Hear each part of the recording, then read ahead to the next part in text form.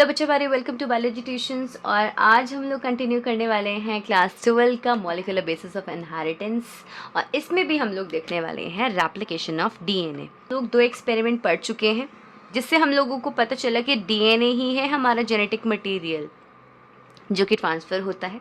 Cell division होता है तो डीएनए भी रेप्लिकेट करता है, डीएनए की कॉपीज़ बनती हैं।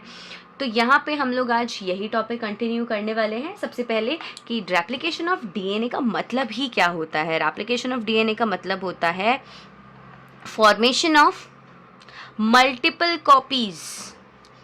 बहुत सारी कॉपीज़ बननी है क्योंकि बहुत सारे सेल से हम लोग मिलके बने हुए हैं। अगर हम लोग एसेक्सुअल रिप्रोडक्शन की बात करते हैं तो वहाँ पे जो डॉटर सेल्स बनती है वो आइडेंटिकल होती है बिकॉज ऑफ डीएनए रेप्लिकेशन।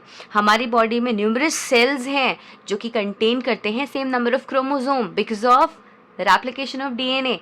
तो होता क्या है replication of DNA? Multiple copies जब डीएनए की बनती है। क्लियर? सेकेंड, जो हर एक स्टैंड होता है या स्ट्रैंड होता है वो आपका एक टेम्पलेट की तरह बिहेव करता है डीएनए में। आपको पता है डीएनए डबल हेलिकल स्ट्रक्चर में होता है, 2 स्ट्रैंड्स होती हैं। तो दोनों के दोनों स्ट्रैंड्स जब आपके सेपरेट होते हैं तो वो आपका एक्ट करते हैं as a template for the newly synthesised DNA.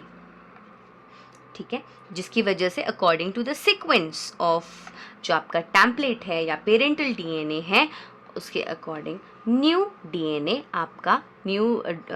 का स्ट्रैंड आपका सिंथेसाइज होता है। थर्ड पॉइंट इसके लिए आ जाएगा कि हर एक डीएनए मॉलिक्यूल में एक स्ट्रैंड पेरेंटल स्ट्रैंड होता है और दूसरा जो न्यूली सिंथेसाइज्ड है दूसरा वाला उसमें न्यूली फॉर्म्ड स्ट्रैंड होता है। ठीक है, each DNA molecule has one parental strand and one newly formed strand। ये हम लोग आगे की क्लास में देखेंगे कि भाई कैसे ये आपके वन पेरेंटल स्ट्रैंड से जो नेक्स्ट न्यूली सिंथेसाइज्ड स्ट्रैंड होता है वो कैसे बनता है। इससे पहले कि किस तरीके से ये आपका मॉडल फॉलो करता है, किस तरीके से रेप्लिकेशन होता है। आपकी 3 हाइपोथेसिस हैं जिनमें आपको स्टडी करनी है। 3 हाइपोथेसिस में पहला है दैट इज सेमी कंजर्वेटिव, दूसरा है कंजर्वेटिव और तीसरा है dispersive. Let's talk about those hypothesis. 3 hypothesis set की गई थी और इन 3 में से पहला था आपका semi conservative model. Semi conservative model जो कि आपके वॉटसन और क्रिक ने दिया था। Semi conservative model of DNA replication.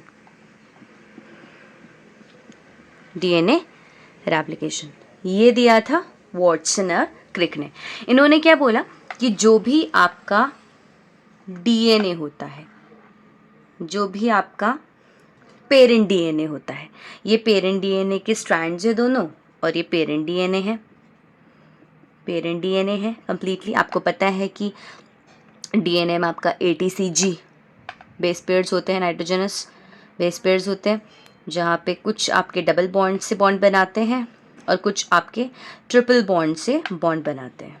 तो मैं यहाँ पे इस तरीके का स्ट्रक्चर दे रही हूँ। अब जब इसमें रेप्लिकेशन होगा तो रेप्लिकेशन में मैंने क्या बोला था कि आपके ये जो 2 स्ट्रैंड्स हैं, 2 पेरेंटल स्ट्रैंड्स जो आपका कंप्लीट दिख रहा है, ये सेपरेट आउट हो जाएंगे। तो मैं इन दोनों स्ट्रैंड्स को सेपरेट कर देती हूँ और ये सिंगल स्ट्रैंड्स में आपके सेपरेट आउट हो जाएंगे। ओके, नाउ अब जो हमारा दूसरा स्ट्रैंड्स बनेंगे, लाइक इसके पास अभी बहुत सारे आपके नाइट्रोजनस बेसेस हैं। सिंगल स्ट्रैंड में आपके बहुत सारे नाइट्रोजनस बेसेस हैं। तो उसके अकॉर्डिंग सपोज अगर वही सेम चीज़ अगर 3 डैश से शुरू हो रहा है and if it is ending at the 5 dash, और we can say that if the polarity of first strand is 3 dash to 5 dash and the next one have 5 dash to 3 dash, same for here 5 dash to 3 dash। तो अब जो इसका complementary stand बनेगा that will be from 5' to 3', ठीक है. Same for this one also,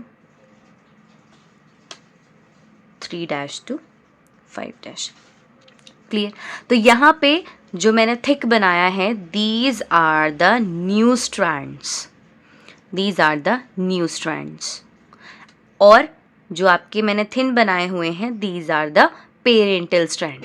तो semi conservative model के according ये था कि जो भी आपका पेरेंट डीएनए है वो आपके 2 सिंगल स्ट्रैंड्स में बाइफर्केट हो जाएगा, और उसके बाद उसके अकॉर्डिंग जो सीक्वेंस आपके पेरेंटल स्ट्रैंड में होंगे उसके अकॉर्डिंग आपका उसका कॉम्प्लीमेंट्री स्ट्रैंड बनेगा. सो दैट कि जो भी आपके पास 2 नए डीएनए आए हुए हैं, उन डीएनए में जो 2 नए डीएनए बने हुए हैं, उन डीएनए में हाफ जो आपका डीएनए है और वो पेरेंटल है, और हाफ आपका न्यूली सिंथेसाइज्ड है. Same for the second one also. तो यहाँ पे दोनों के कैरेक्टर्स है, दैट मीन्स यहाँ पे हाइब्रिड फॉर्म हो रहे हैं, यहाँ पे आपका मिक्सचर है, यहाँ पे कैरेक्टर्स आपके मिक्स्ड हैं.